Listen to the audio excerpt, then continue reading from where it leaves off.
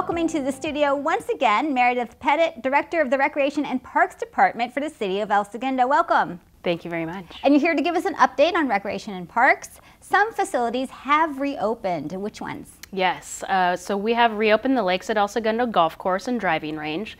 The restaurant over there does remain closed, but golfing is going well, and so is the driving range. People are really taking advantage of that as a recreational opportunity. We also recently reopened our tennis courts, pickleball courts, and paddle tennis, which also is very popular.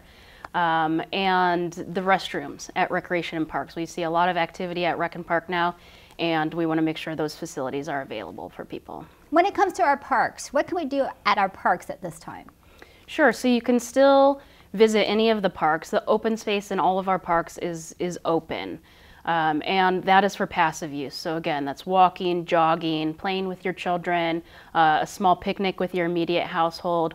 All of those types of activities are still allowed at the parks. The playgrounds do remain closed.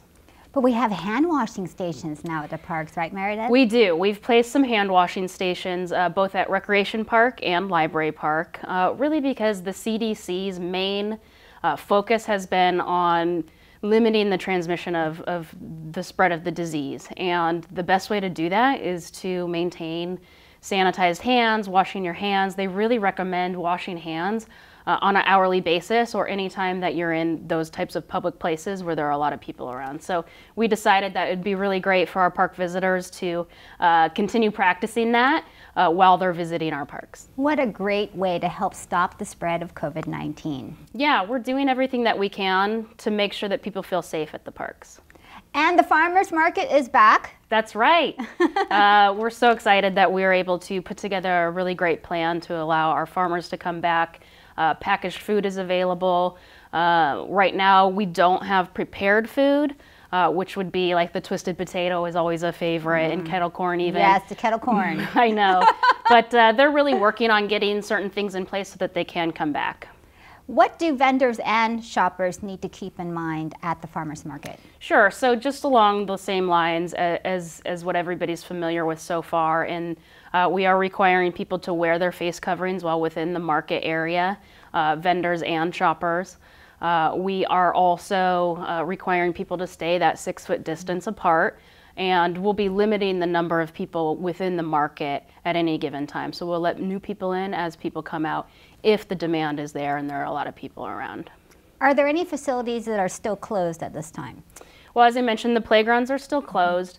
Right now, aquatic centers are closed, as well as our ball fields. We do have word from the county, and we are anticipating some new restrictions to be lifted probably in the next couple of weeks, and we are definitely making our plans to be able to reopen those facilities when we get word from the county. Concerning the other facilities, outdoor facilities and other things such as outdoor sports, what's upcoming for Recreation and Parks? What's your next move?